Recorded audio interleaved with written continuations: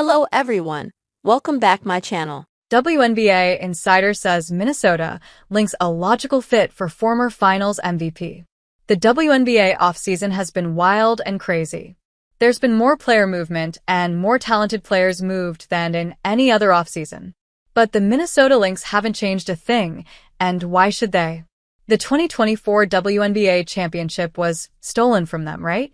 I love Lynx head coach and president of ball ops Cheryl Reeve for saying exactly what she thinks, whether it's the first or last game of the season. What are the Lynx gonna do? Fire her. She's the coach of Team USA and not the one that loses. She also won WNBA Basketball Executive of the Year for a second time last season. But is she making excuses for a team that was one-dimensional and lacked the size and strength to rebound and score in the paint? We'll likely get our answer when free agent Emma Meesseman signs a contract. Michael Vopel of ESPN identified Minnesota and Connecticut as her most likely destinations. Minnesota makes perfect sense unless you believe the 2024 championship was indeed stolen and not lost by the Lynx due to an undersized lineup that struggled to rebound, score and defend in the paint, and get to the free throw line. Lynx didn't have the muscle to stop the steal of 2024. Cheryl's not wrong about being robbed, though.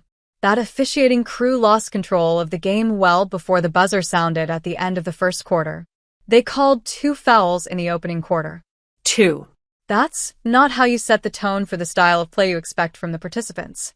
Revealed derogatory comments that got Chris Finch ejected from Wolves vs. Suns. Given the travel schedule and extremely physical series, that first quarter can't be officiated loosely. Tired legs minus whistles equals no space for offensive players, poor shooting, and bad basketball all around.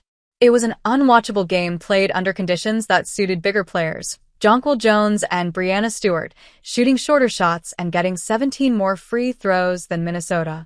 The game was stolen from all of us watching, but the Lynx had opportunities to win that rock fight. They just didn't have the muscle. That time Emma Meesseman blacked out the sun. Now that we've got that garbage out of the way, let's talk about one of the most entertaining games in WNBA history. I vividly remember Game 5 of the 2019 WNBA Finals. I was rooting for Connecticut to win the series until Emma Meesseman made it impossible to root for anyone but her. With 6:22 left in the third quarter, Connecticut led 53-46. Then Meesseman entered the game. She scored 11 points, including an 18-footer that tied it at 62 with 11 seconds left in the quarter. She went 4 of 5 from the field and 3 of 4 from the foul line. At a time when the game was getting away from the Mystics, Emma Meesseman absolutely filled it up. She also drew 3 fouls, blocked a shot, and grabbed a rebound. In the fourth quarter, she had 4 points, 2 boards, 2 steals, blocked a 3-point attempt, and assisted on a game-tying 3 by Natasha Cloud. Has Minnesota Lynx star Napheesa Collier solved the WNBA's overseas issues? You know what she didn't do in the third and fourth quarter of that WNBA Finals Game 5? She didn't turn the ball over, and she didn't attempt a 3. You know what the Minnesota Lynx need to win games against bigger, more physical opponents? Someone big enough to defend them and get some points in and around the paint. Emma Meesseman brings Minnesota Lynx muscle, man. I give Cheryl Reeve a lot of credit for constructing this Lynx team. But even she acknowledged there was something missing by trading for Myisha Hines-Allen last season. She's now in Dallas. Minnesota is not a physical team.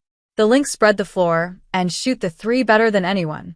They defend the 3 better than anyone. But they struggle with length on both ends of the floor. Even Hines-Allen is only 6'1". So is Napheesa Collier. Emma Meesseman is 6'4".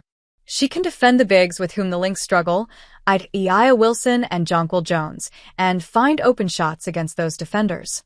The Lynx were last in paint points last season with 28.1 per game, and Emma would lift Minnesota out of the basement there. The Minnesota Lynx attempted and made the second fewest free throws in the WNBA last season, 2. That's because they increased 3-point attempts by 20% and lowered 2-point attempts by almost 10%. This is why I'm not a fan of the high-volume, 3-point approach to the game. When things get nasty in the playoffs, those long shots are less open than they were in the regular season. Then what? Then you attack the rack with your Meesseman.